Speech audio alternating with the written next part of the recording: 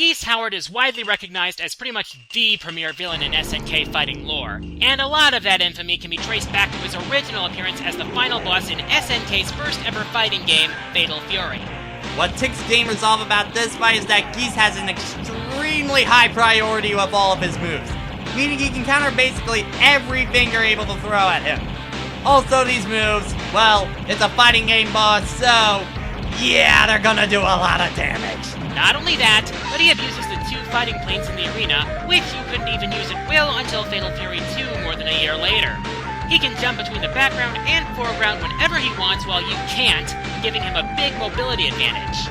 On top of that, his Repoken, or let's say his Reproken, if you want to call it that, can do as much as a third of your health bar if you're not blocking.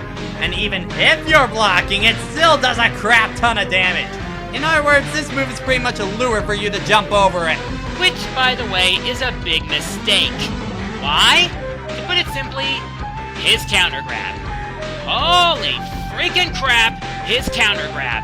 He can grab you out of almost anything and slam you into the ground for massive damage. Basically, he'll be tossing Reprokens at you so that you'll jump over them only to reunite your face with a canvas. Did we mention that Geese is also the only opponent in the game with a special continue screen? Believe us when we say this. You'll be seeing your character get knocked out of that window more times than that one guy in the boardroom that keeps giving the good ideas. This, my friends, was the beginning of what we call SNK Boss Syndrome. A disease that would infect many, many bosses to come.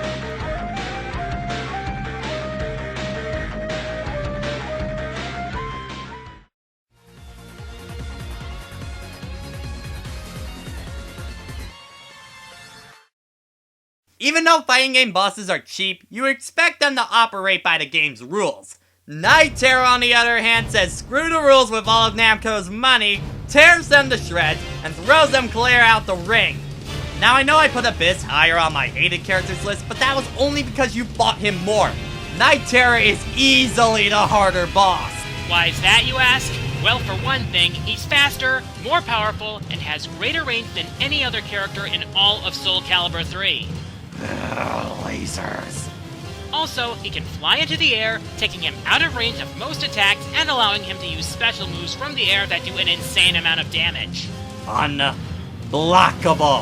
lasers. On top of that, his guard impact is always a just impact, meaning he can leave you stunned long enough to punish you even more. Frickin' lasers! We get it, WiiDude, he fires friggin' lasers from the sky. But the worst part is that you can't ring him out. He can ring you out, sure, but when you try to knock him out of the ring, oh no, he just flies back into the ring like nothing's wrong. Night Terror, this is not Smash Brothers. Know your place! And that's not even counting how hard it is to fight him. Like I mentioned before, in Tales of Souls you have to go on a certain path without losing once, which is easier said than done when you consider how hard this mode is. Sure, you can unlock the fight with him in Soul Arena, but you have to do it the hard way first. When it comes down to it, it's not worth fighting this Resident Evil throwaway. Especially since, as WiiDude said before, after all that effort, you just get the exact same damn ending. Night Terror, why don't you join Abyss and blow up, please?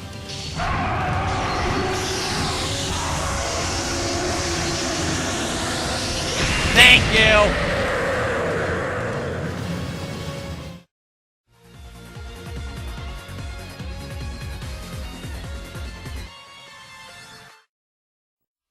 Hey, WiiDude.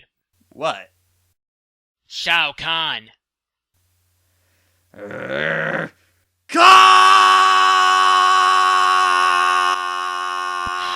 did I not see that coming?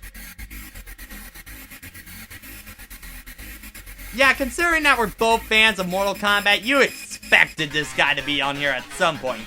Ever since this guy's first appearance in Mortal Kombat 2, he has been overpowered in every single game where he's been a boss. The number of cores that this guy has sucked out of gamers worldwide could probably fill Fort freaking Knox. For starters, he's got moves that come out faster than yours, hit harder, and have higher priority. If he hits you with his rising shoulder tackle, he can juggle you easily. Also, his moves can leave you reeling. Especially his hammer. Seriously, if he hits you once with the thing, it causes so much hit stun that he can just go and throw another one again. and he can just chain his hammer over and over with no time for you to respond until you're dead.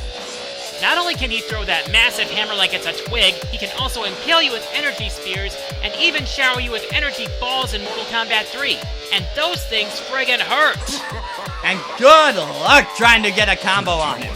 Sure, he can suffer from hit stun, but because of how sturdy he is, he can take hits like it's nothing.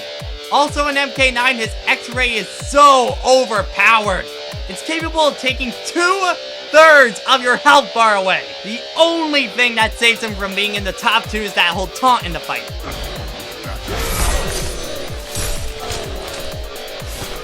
Shao Kahn, it's official. You suck!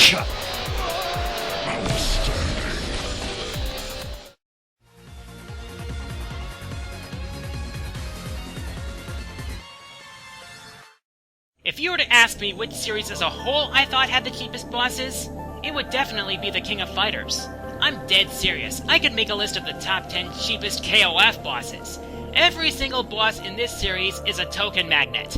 Why, you might ask? Let's start with Rugal. Aside from being one of the most used bosses in the series, his projectiles come out so freaking fast. His Genocide Cutter can knock you right out of the air, and his grabs leave you on the mat in seconds. There's a good reason why Quarter Guy hates this boss so much.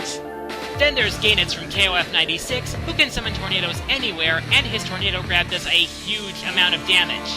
KOF 97 brought Orochi, who has a screen-filling super that can easily cripple you, if not KO you in one shot. The Net Saga wasn't kind either, with Krillin in 99 bringing his counter grab, fast projectiles, and a super move that will leave you crying. Ignis from 2002 also has these traits, but he can also cancel his moves and infinite you like it's his freaking job. Then there was Mukai in KOF 2003, who has a move that can petrify you, Dark Ash in KOF 13, who chains together projectiles like it's nobody's business, and don't get me started on Magaki from KOF 11. This guy is pretty much bullet hell on legs. So yeah, we're not putting one boss on here, we're putting every single one on here. Okay, how many jokes have you stolen from me now? Anyway, now you can make the argument that it's meant to be this hard because, you know, it's 3 against 1. But even with 3 characters, I can almost guarantee you'll be making use of that continue service at least once. But even though these bosses are unbearably cheap, number 1 takes cheap to a whole new level. But before we get to that, let us recap. Number 10, Yami. Number 9, Jinpachi. Number 8, Marie. Number 7, Unlimited Hazuma. Number 6, Gil. Number 5, Geese Howard. Number 4, Night Terror. Number 3, Shao Kahn. And number 2, every boss in the King of Fighters series.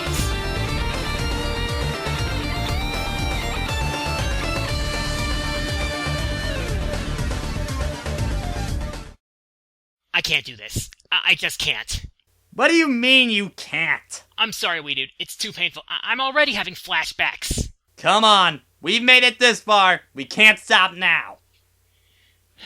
Alright. Even before we made this a collab, number 1 wasn't even a question in my mind. It's a boss that condenses everything we hate about bosses in fighting games. Overpowered moves, insane AI, and relentless attacks, and increases these traits to levels beyond human comprehension. And you know what the really sad thing is? Very few people know this boss even exists. Prepare yourselves for the terror that is about to unfold before you.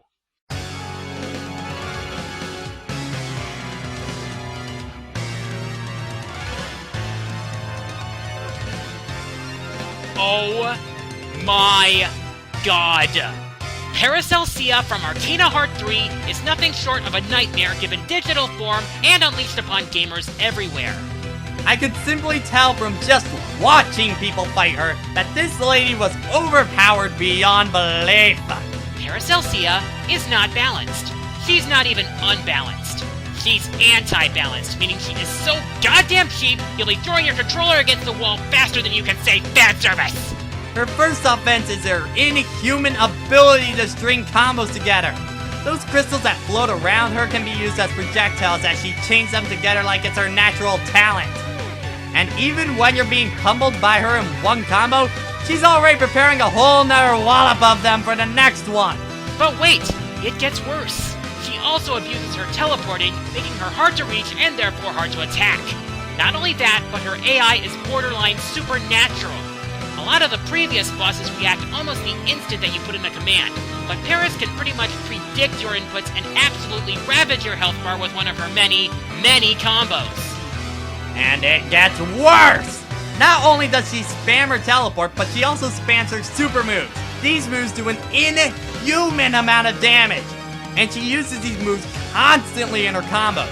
And that's not even talking about the moves that can poison you, slow you down, or even reverse your freaking controls. Also, if that wasn't enough, she regenerates her health the entire fight. And then there's her critical hearts. Normally, each character has one critical heart, which is basically your level 3 super move. Paris has 2 of them. One of these moves is ridiculously hard to avoid, traps you in a force field, then causes it to explode, taking nearly half of your health bar with it. The other creates a shield that needs to be broken because it causes her to regenerate her health even faster. And if you want even more proof that she's OP, listen to this. The game actually has to help you beat her. You see, in most other ARC-published fighting games like Blaze Blue, you can't just continue in score attack mode. This game is the exception. Every time you do continue, and yes, do, not if, she will start the fight with less health than before. What does this mean? It means that you'll only be able to beat her when the game decides you've had enough pain. Do you know how many times I lost to this lady before I beat her? 22. 22! I'm sorry, but when a boss is so cheap that the game itself helps you beat her, then that is the absolute pinnacle of cheapness in a fighting game. At least Ragnarok in story mode was creative. Paracelsia is nothing but a monster designed to tear your fight to shreds, and that is why she's number 1. At least I have this to show for it. I'm the quarter guy. And I'm WiiDude 3, and fighting game bosses are still too cheap! Ain't that the truth?